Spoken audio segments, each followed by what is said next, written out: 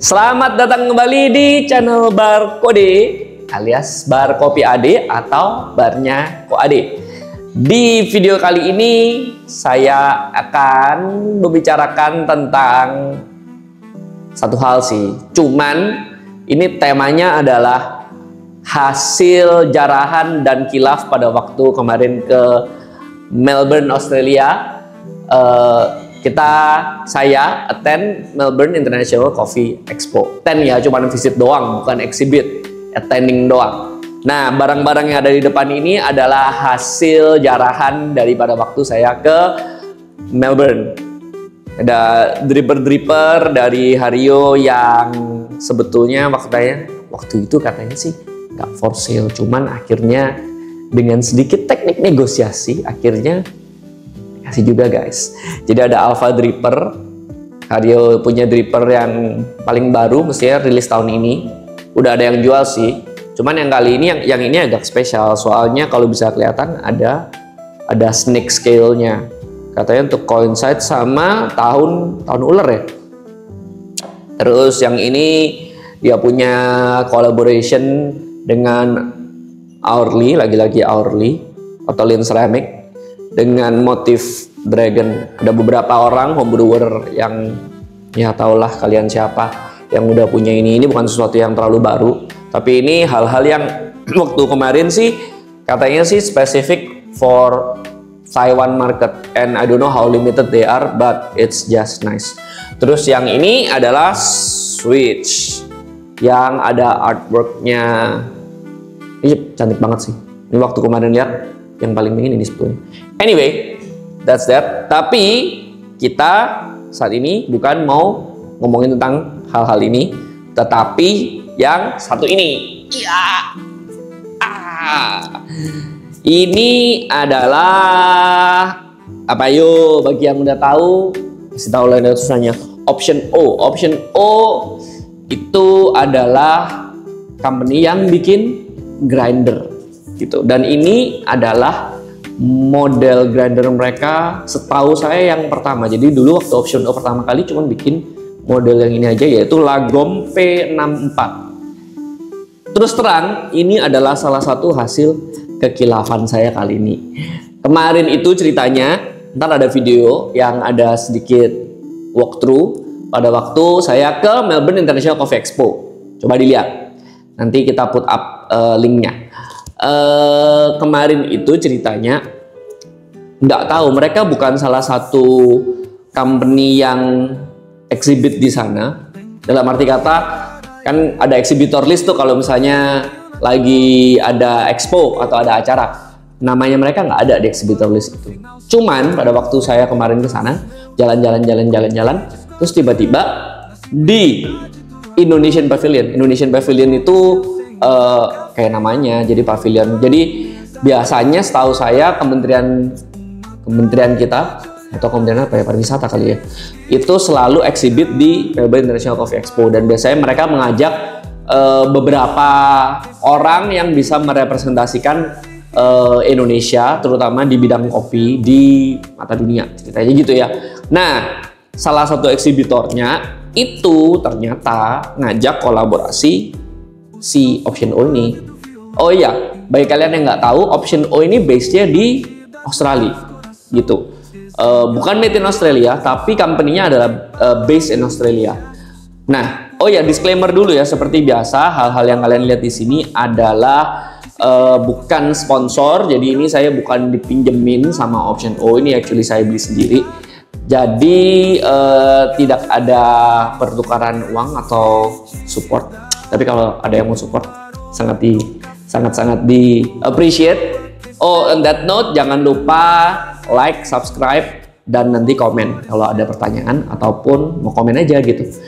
Nah, terus pada waktu di sana ternyata mereka bawa 2 Lagom O1. Nah, itu yang saya actually caught my eye gitu, caught my attention. Jadi saya ke sono, terus saya ngobrol-ngobrol karena itu Indonesian Pavilion yang eksibitornya pasti orang Indo. Terus akhirnya kita ngobrol-ngobrol, terus ternyata orangnya yang foundernya di sono guys. Nah, Lagom O1-nya nggak dijual. Lagom O1-nya punya si foundernya sendiri pribadi. Dia ada dua. Kenapa bawa dua? Yang satu fitted with their own burr, Maizen burr. Yang kedua pakai SSP HU. Terus yang dijual di sono adalah ini, terus Lagom Mini yang sekarang ada V2-nya, terus sama Lagom Kasa. Cuman kali ini saya akan unboxing dan first impression tentang Lagom P64. Ini bukan full review karena belum sempat main sama sekali sama ini. Cuman pernah nyoba nge-grind doang. Di sana sempat nyoba hasil rasanya, tapi dia Lagom P1. Anyway, lanjut ke unboxing. Kotaknya bagus, ada handle-nya di atas. Terus kita lihat apa aja yang ada di sini. Kita buka dulu. Oke, kita harapin ke iya.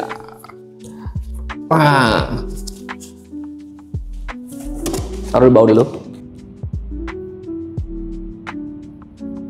Nah, apa aja yang ada di sini? Kita ada power cable, terus ada 4 box aksesoris. Ntar kita akan lihat sama-sama isinya apa. Obviously the grinder itself, sama itu aja. Oke, let's go from the accessories. Aksesoris pertama. Yang pertama, ini tabung satu apa ya? Tabung satu, kita buka. Ini, ternyata ini adalah WDT tools guys, alias needle, jarum untuk waste distribution technique. Needle belum pernah dipakai, obviously.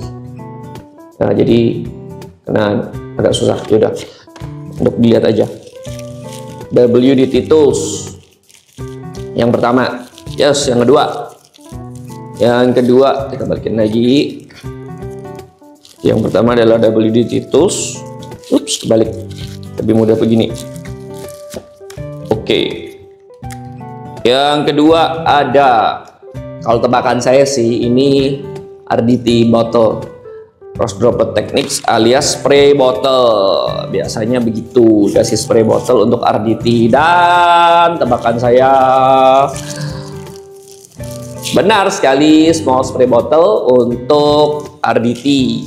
Terutama kalau nge-grind buat espresso, biar prevent static, biar nggak clumping alias menggumpal. Oke, jadi ada itu, ada WDT, ada RDT tools, terus apa lagi nih? Ini straight on power cable, nothing interesting. Terus yang ini adalah, ini ada funnel untuk di atas portafilter, ada magnetic, jadi ntar kalau ada portafilter dia akan attach magnetically. Terus ada very small dosing cup yang secara kualitas kelihatannya tidak se upscale kayak funnelnya ya, kayak tend to be quite thin. Nah, yang ini, ini another dosing cup. Ini dosing sama catch cup. Catch cup untuk taruh di grindernya nanti, di fork. Karena grindernya ntar lihat sendirilah, pakai ada portafilter forknya. Jadi kalau mau dikasih portafilter kan ada telinganya tuh, tinggal masuk.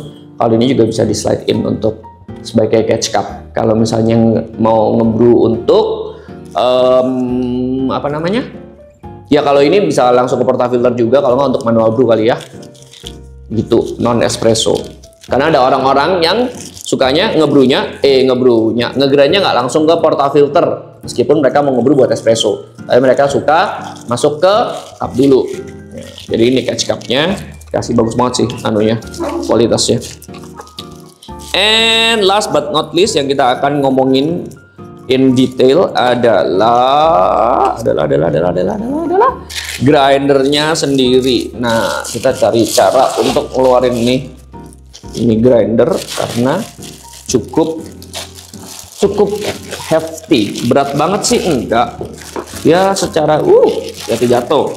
Secara berat kira-kira sekitar, ya thank you Nando, sekitar nggak sampai 10 kilo sih kalau nggak salah, ingat saya. Soalnya kalau terlalu berat juga saya nggak bisa bawa pulang, karena limitasinya kemarin cuma 30 kilo. bagasinya. Terus habis gitu, ini adalah grindernya sendiri. Mungkin ada yang udah pernah lihat, cukup familiar. Nah, ini dia. Saya udah pernah lihat secara review, mungkin udah banyak yang review karena ini model pertama mereka. Cuman kalau dilihat di video, barang ini adalah salah satu barang yang barang aslinya itu ternyata lebih besar dan substansial daripada kalau terlihat di video. Kalau di video kelihatannya cukup apa ya, ramping, cukup kayak unassuming. Tapi ternyata barang aslinya ini one of those things yang you can really appreciate until you actually touch and feel the item in person. Jadi I don't think videos really does this justice in terms of build quality-nya, karena ini sangat apa ya, expensive feeling, guys. Expensive feeling, berasa mahal guys, gitu. Memang mahal sih, apalagi in this day and age dimana banyak sekali grinder dari Cina yang single dosing grinder yang mempunyai fitur-fitur yang mirip sama Lagom P64 ini. P64 karena kenapa? Karena bersize yang dipakai adalah 64 mili, salah satu bersize flatbed 64 mili, salah satu bersize yang sangat populer. Banyak banget grinder yang pakai 64 mili. Baik secara grinder single dosing ataupun grinder espresso. 64 mili Mazer Super Jolly ya, 64 mili. Untuk 64 mili sekarang Timor juga punya Timor 064, terus ada DF64 dengan berbagai macam iterasinya, DF64, 64V2, DF64, banyak banget. Cuman they were one of the first, if not the first, yang bikin single dosing 64 mm yang with all the extra feature seperti adjustable RPM. Jadi bisa di adjust RPM ya, begitu. Jadi fiturnya apa aja? Cukup straightforward sih. Satu hal yang saya barusan tahu ternyata setelah saya punya, nggak tahu sebenarnya miss ya dari review-review yang udah ada, itu adalah ternyata out of the box adjustment, grind adjustment dialnya di atas ini, di sini. Terus ada angka-angkanya di actual colornya, di ininya, di funnelnya, input funnelnya. Nah, adjustment colornya ini ternyata ada nolnya, dalam arti kata bukan seperti beberapa grinder saya yang single dosing seperti Katatek yang kemarin saya telah review, ataupun Levercraft Ultra yang belum saya review, salah satu grinder untuk single dosing juga, itu tidak ada mentoknya. Jadi mentoknya kapan ya? Kalau di tighten sampai di tighten tidak apa? Dikencengin sampai dia bernya touching gitu. Tapi kalau yang ini ada di nolnya itu actually mentok, nggak bisa lebih dipaksa lebih lagi. Cukup yakin bisa, it's a matter of removing some kind of stopper. Belum tempat dibuka jadi nggak tahu, tapi cukup yakin biasanya bisa dilakukan. Cuman out of the box ada nolnya dalam arti kata ada mentoknya, dan bukan cuman di nol, cuman di grind setting yang paling coarse-nya dia juga ada mentoknya, yaitu di sini angkanya 9, terus habis itu kalau 9 terusin lagi kan sampai 0 10 ya, cuman dia mentoknya di 9 guys. Jadi di 9 dia udah nggak bisa lagi. Terus waktu pertama kali saya tahu, saya cukup kalau gitu ini dong anunya, grind settingnya. Karena seperti yang kalian tahu sendiri, beda cara brewing, beda grind setting, beda dengan kalusan yang diminta. Terus Cukup nggak nih dari 0 sampai 9 untuk cover all the different brewing methods seperti yang kalian tahu? Mungkin ada Finest, ada Turkish, dan at the courses something like cold brew, ya, either cold drip atau cold steep. Wondering kalau apakah bisa untuk all sorts of grind coarseness, berbagai macam tingkat kehalusan. Dan dari kemarin hasil percobaan memang by touch. Oh enggak sih, actually sempat nge-pull espresso waktu di Australia. Ceritanya pakai ini. Ternyata more than capable untuk, dan kalau dari by touch untuk at the courses level juga bisa untuk cold brew atau cold drip menurut saya begitu. Jadi ternyata 0 sampai 9 ini granular enough. Ini stepless guys, jadi ini ada markernya cuman nggak ada kliknya. Ini stepless grinder, jadi antara 1 sampai 1,1, kalau mau berhenti di antara 1 sama 1,1 juga bisa. Jadi plenty of grind setting adjustment, which is cukup enak sih, karena nggak perlu mikir, dalam arti kata kalau misalnya di grinder-grinder yang tidak ada stoppernya, kasarnya nggak ada, maksudnya dia bisa kasar banget sama bisa halus banget, lebih daripada range 0 sampai whatever itu secara markernya. Itu contoh ya, kalau misalnya orang yang pakai hand grinder, terutama untuk hand grinder kayak Kino kan stepless. Terus tapi masalahnya 0 sampai 9-nya Kino itu nggak cover semua, dari 0 sampai 9 tuh nggak cover semua berbagai macam grind setting untuk berbagai macam brewing method. For example, dari pengalaman pribadi, kalau di Kino klasik saya, seingat saya, kalau untuk espresso itu di 2 kali full rotation atau 3 kali full rotation.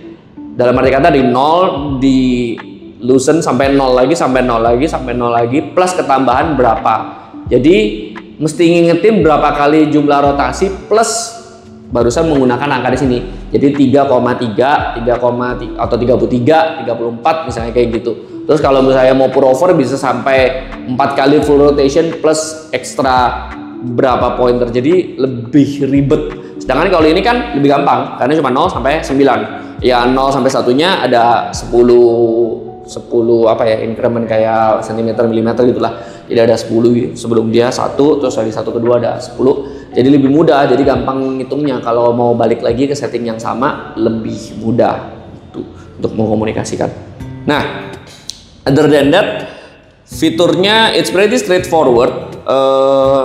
Dan grinder ini saya rasa being a single dosing grinder memang didesain untuk mudah untuk dibersihkan. Belum pernah saya benar-benar disassemble sampai ngeliat burnya. Di Lagom O1 kemarin yang foundernya nunjukin ke saya, it's very easy to access the grinding chamber, the burr to clean up. Nah ini yang menarik, collarnya ini ternyata removable by magnet, jadi bisa ditarik ini pakai magnet doang gitu. Cuman setelah itu tetap aja there are screws that we need to take out in order to get into the grinding chamber, which we will not be doing today karena ini lebih ke arah ke unboxing and impression doang. Kita akan lakukan di detail review ya mungkin ya, sama rasa yang dihasilkan. Oh, untuk burr yang ada di sini, opsinya dari option O kan ada Maizen and the different SSP burrs. Yang ada di sini specifically adalah bukan Maizen, tapi Maizen itu burr yang mereka desain sendiri secara geometri. Tapi yang di sini adalah SSP HU. Kenapa SSP HU? Karena waktu kemarin di Lagom O1, meskipun itu 102 mm, antara SSP HU sama Maizen-nya pada waktu di grind dan dicoba espresso back to back, dipulin sama foundernya sendiri pakai desain espresso. Untuk saya pribadi, for that particular beans, jadi it's by no means expensive test. saya actually lebih suka rasa yang dihasilkan dari SSPHU, tapi belum nyoba back to back secara filter. Jadi itu kemarin cuma espresso dan espresso satu doang. Nah, other than that, fiturnya apa lagi? Ada on off buttonnya di sebelah kanan kalau dilihat dari depan, di sebelah kiri kalau dilihat dari belakang.